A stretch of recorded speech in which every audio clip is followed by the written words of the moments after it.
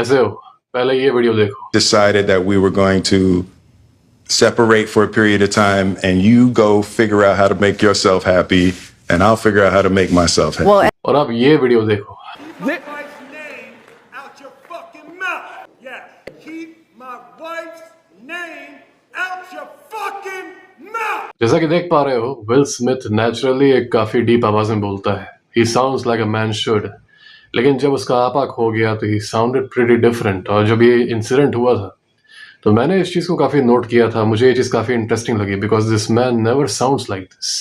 इसकी आवाज हमेशा डीप रहती है, हमेशा नॉर्मल रहती है, और जब ये गुस्सा हुआ तो इसकी आवाज एकदम बदल गई। यही है मेरा पहला पॉइंट कि जब तुम इमोशनल होगे और इमोशंस में भी ज्यादातर जब गुस्सा होगे तो तुम्हारी आवाज जो है वो हाई पिच्ड हो जाएगी। तुम देखते हो कि जब कोई ज्यादा गुस्से में आता है तो उसकी बॉडी एकदम स्टिफ हो जाती है, वो बहुत ज्यादा तन जाता है, उसको दिखाना होता है कि देखो मैं गुस्से में। Because of this his wind pipe also get stressed, और इसकी वजह से होता ये है कि इसकी आवाज हाई पिच निकलती है। और कुछ लोगों पे ये एक्चुअली फनी लगता है क्योंकि वो कितनी भी अपनी ऑरा बना लें, जब वो गुस्सा होते हैं तो उनकी आवाज स्कैरी निकलनी चाहिए, राइट? जब उनकी आवाज ऐसी निकलती है ना, बड़ी अजीब तरीके से, ऑब्नॉक्शियस टाइप से, तो होना जो इसका एम रहता है गुस्साने का कि डराना है सामने वाले को, सामने वाला हंसने लगता है सुन के, है ना। This is very very embarrassing in such man जिनमें ये डिफरेंस प्रोमिनेंट होता है, जैसे कि विल स्मिथ। और भी कई सारे लोग हैं जिनमें तुम ये चीज नोटिस करोगे, जब भी वो गुस्से में है, इमोशनल होके कोई बात बता रहे हैं, तो इमोशनल होके मोनोलॉग्स देते हैं ना कि तुम्हें मेरा दिल नहीं तोड़ना चाहिए था, तुमने मेरे दिल के तोड़ा, मुझे हर्ट हो रहा है। और तुम पाओगे कि whenever they are emotional and they are ranting, they are going on a rant, इनकी आवाज नेचुरली बहुत ही हाई पिच्ड हो जाती है।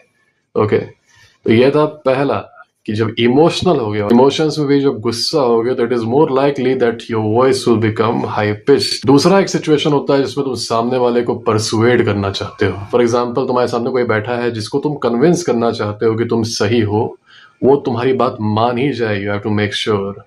तो इसमें बाकी चीजें तो होंगी ही, your body language will change but your voice will also change. Your voice will become persuasive, especially अगर तुम कुछ सेल कर रहे हो, because you are trying to persuade the person in front of you to buy something from you.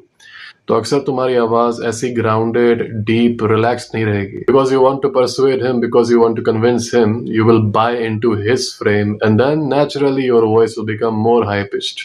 Alright, you will be speaking like this कि please समझने की कोशिश करो यार, मैं जो बता रहा हूं that is the actual truth, you need to understand. No no no, this is not what I mean. मैं ये नहीं कहना चाह रहा, मैं ये नहीं कह रहा।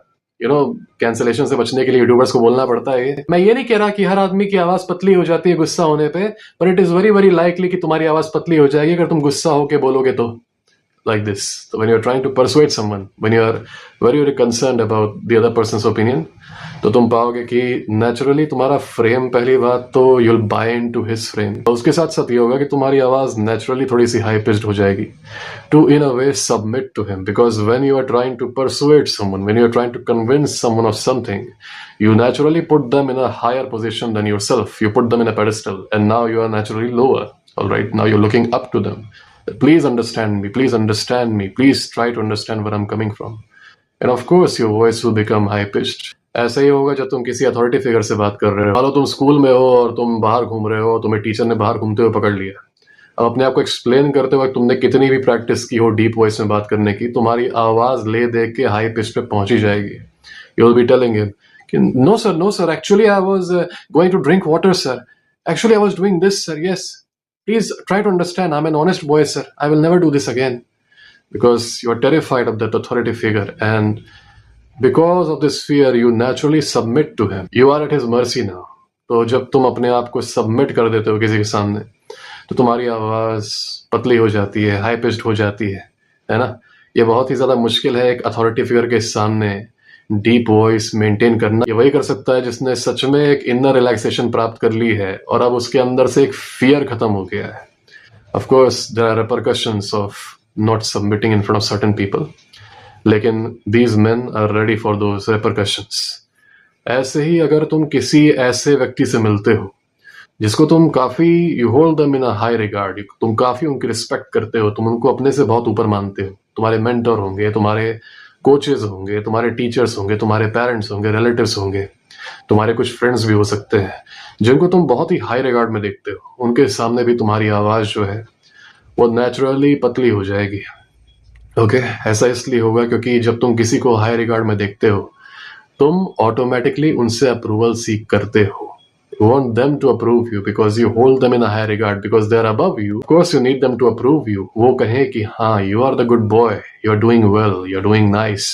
जब वो कहें तब तुम मानते हो कि हाँ you are doing well. There is nothing wrong in having certain mentors. पर प्रॉब्लम यह है कि अक्सर कुछ लोग ऐसे लोगों को मेंटर्स बना देते हैं जिनको नहीं बनाना चाहिए. बहुत ही रेयर है ऐसे आदमी को एनकाउंटर करना जो कि असल में तुम्हारा मेंटर बनने के लायक है. Alright, be very very careful with who you make your mentor. तो किसी भी ऐसे आदमी के सामने जिसको तुम बहुत ही जेन्युइनली रिस्पेक्ट करते हो, तुम्हारी आवाज पतली हो जाएगी. और याद रखो जब भी तुम्हारी आवाज में ऐसा चेंज आता है जैसे कि मैंने विल स्मिथ के एग्जांपल में बताया, इन दोस केसेस ये समझ जाना कि यहाँ पर इंस्टेंट चेंज ऑफ फ्रेम हुआ है. You have completely bought into the other person's frame. अब तुम्हारा कोई मेंटर है, कोई ऐसा आदमी है जिसको तुम बहुत ही ज्यादा हाईली रिगार्ड करते हो, उसके फ्रेम में तुम चले जा रहे हो. Nothing wrong with that. Of course, that man knows more than you. He is more experienced than you. And he respects you somewhere too. तो तुम्हारे फ्रेम टूटने का गलत इस्तेमाल नहीं करेगा, उसका गलत फायदा नहीं उठाएगा. लेकिन बाकी लोगों के केस में you need to make sure that your frame is unbreakable. तुम्हारा अगर टेस्टोस्टेरोन लो है, तुम पर्याप्त नींद नहीं लेते रात को, तुम वर्कआउट नहीं करते, तुम लिफ्ट नहीं करते, तुम्हारी डाइट अच्छी नहीं है, तुम रात को मियां खलीफा के मास्टरपीसेस को एनालाइज करते हो, अगर ऐसा है तो टेस्टोस्टेरोन के लेवल्स में थोड़ी सी गिरावट आएगी. और गिरावट आने के बाद से होगा ये कि तुम नोटिस करोगे तुम्हारी आवाज जो है पहले से पतली हो गई है. कभी यूट्यूब पे देखो, इसके कई सारे वीडियोस हैं. कुछ लोग अपनी लाइफस्टाइल की वजह से, कुछ आदमी अपना टेस्टोस्टेरोन बहुत ही ड्रास्टिकली लोअर कर लेते हैं. कई सारे ऐसे कंपाइलेशंस हैं जहां पर बिफोर और आफ्टर की वॉइस का मतलब एक तरीके से रिकॉर्ड रखा गया है. वहां पर तुम देखोगे जब इनका टेस्टोस्टेरोन नॉर्मल था तब इनकी आवाज कैसी थी. इनका टेस्टोस्टेरोन इनके लाइफस्टाइल की वजह से जो कम हो गया तो एक बहुत ही ड्रास्टिक डिफरेंस आया इनकी वॉइस में. And this is actually very scary to notice. These men think there is no big deal, but it's very scary to notice the effect testosterone has on your voice. कई लोग ये report करते हैं कि जब वो सीमेन retention की journey पे जाते हैं, नो फैप करते हैं, तो कुछ हफ्तों बाद, कुछ महीनों बाद उनकी आवाज डीप होने लगती है. I think it has to do with the spike in testosterone that these guys are getting. लेकिन साथ ही साथ because they are not indulging in analyzing Mia Khalifa's masterpieces, तो रात में इनको सोने का और टाइम मिल जाता है. रात में ये जागते नहीं, सही टाइम पे सो जाते हैं. तो इससे होता यह है कि इनके शरीर में फिर से हेल्दी लेवल्स ऑफ टेस्टोस्टेरोन बनने लगता है और इसकी वजह से इनकी आवाज जो है दोबारा नॉर्मल हो जाती है जैसी होनी चाहिए थी. आखिरी जो साइन है वो काफी इंटरेस्टिंग है. तुम लोगों ने कुछ ऐसे पॉडकास्टर्स को देखा होगा जो कि बहुत ही ज्यादा ब्लू पिल्ड बातें करते हैं, तुम लोग को ब्रेन वॉश करते हैं और बैकग्राउंड में एक प्यारा सा म्यूजिक लगा देते हैं ताकि जो उनके फॉलोअर्स हैं वो आराम से इस ब्रेन वॉशिंग को ले लें. ओके, किरण रॉय जी जो हैं उनके तुम इंस्टाग्राम अकाउंट पे जाओगे तो वो रिएक्ट करते हैं ऐसे पॉडकास्टर्स को, उनकी क्लिप्स लगाते हैं. तो ऐसा ही एक पॉडकास्टर है जो कि बहुत सारी इमोशनल बातें करता है और उसकी बातों का कुछ मतलब नहीं होता. लेकिन मैंने एक बहुत ही इंटरेस्टिंग चीज नोटिस की है उन वीडियोस में. यह है उसकी आवाज. His voice, for some reason, it irks me. Now I cannot put it into words what exactly irks me. कुछ चीजें गट फीलिंग की तरह आती हैं और आप उनको लॉजिकल तरीके से समझा नहीं सकते, पर तुम लोग खुद जाके उन वीडियोस को चेकआउट करना. There is something about that guy's voice that itself will tell you that he is blue-pilled. There is something about that guy's voice that itself will tell you that he will give you simping propaganda. उसकी आवाज में ही है ये. आवाज भी और एक तरीके से जो बोलने का तरीका है वो भी. It seems to be influenced to a big extent by how women speak. अगर तुम्हारी आइडियोलॉजी ऐसी है जो कि तुम्हारी मैस्कुलिनिटी को कॉम्प्रोमाइज करती है, you know what those ideologies are, और उसके बावजूद तुम वो आइडियोलॉजीज फॉलो करते हो, उनसे लॉयल रहते हो, तो it will have an effect in the way you look, the way you sound and the way your body is. ऐसा ही नहीं कि सिर्फ तुम्हारी मानसिकता या फिर तुम क्या बातें बोलते हो सिर्फ ये इफेक्ट होता है. Your ideology affects you a lot. It affects your body, it affects the way you speak, it affects your voice, it affects your appeal. पर ये चीजें किसी और वीडियो के लिए. This is not the right time to talk about all this. Solution तुम लोगों ने already interpret कर लिया होगा. इन सारी problems का solution, except the low testosterone one, is being grounded in your own frame, in your own energy. अगर तुम relaxed हो, अगर तुम confident हो अपने साथ, अगर तुम्हारे अंदर ये माइंड नहीं है कि मुझे सामने वाले को कन्विंस करना है, परसुएड करना है, I'm okay with who I am and I will sit in my own energy. I'll be grounded in my own energy. तो तुम पाओगे कि doesn't matter who you are speaking to, तुम्हारी आवाज में कोई ऐसे डिफरेंसेस नहीं आ रहे. तुम्हारी आवाज डीप ही आ रही है या फिर जैसी नॉर्मल होती है वैसी आ रही है. और बाकी you can keep working on your voice. तुम जितना ज्यादा ग्राउंडेड रहोगे अपनी एनर्जी में, तुम्हारी आवाज तो ठीक आएगी ही, तुम्हें दूसरों से भी इज्जत मिलेगी। Everybody respects a man who is polite but does not bend over in front of anyone. Alright, understand the polite part.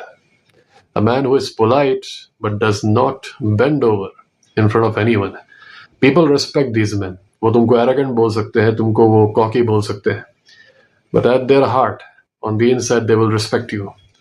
तो ये चीज साइकोलॉजिकल है। अगर तुम अपने आप में ग्राउंडेड हो, अपने आप में रिलैक्स्ड हो, you do not need to persuade someone else, you do not need to convince someone else that you are valuable, तो तुम पाओगे कि आवाज तुम्हारी ऑलरेडी नॉर्मल हो जाएगी। पर ये चीज समय के साथ आती है, और ये चीज एक सिम्टम है of all the value you are putting into yourself and the experience that you are gathering in this world. तो ये जो कामनेस है, ये समय के साथ आता है। I think you can not simulate it. ये सिम्टम है, सिम्टम को तुम कॉज से पहले नहीं ला सकते। First you have to bring in the cause and the symptom will come as a result. मेरी एक सब्सक्राइबर से बात हो रही थी आज कंसल्टेशन कॉल पे। असल में उसने तीसरी बार कॉल बुक किया है 3 दिनों में। तो we talked yesterday and we also talked day before yesterday। तो उसने 3 बार बुक किया था, आज उसने तीसरी बार किया था। तो आज उसका रिपोर्ट ये था मुझे कि finally he has fixed his voice, क्योंकि उसकी भी आवाज जो थी वो काफी मतलब फेमिनिन टाइप की थी, पतली थी, और अब उसकी आवाज में काफी इंप्रूवमेंट आया है। पर साथ ही साथ मैं एक और चीज नोटिस कर पा रहा था कि he has become way more relaxed and grounded in his own energy. पहले जो लड़का एकदम वाइल्ड केओटिक तरह से साउंड कर रहा था, as if he is all over the place, now I could tell that he was grounded, now I could tell that he was comfortable. और बाकी चीजें भी पॉजिटिव हुई उसके साथ। Will talk about that later. तो अंडरस्टैंड कि इसके पीछे साइकोलॉजिकल एंगल काफी ज्यादा है, और अगर तुम्हारा फ्रेम टूट रहा है या तुम खुद अपना फ्रेम तोड़ ले रहे हो, तो तुम्हारी आवाज पर इसका इफेक्ट आएगा ही आएगा।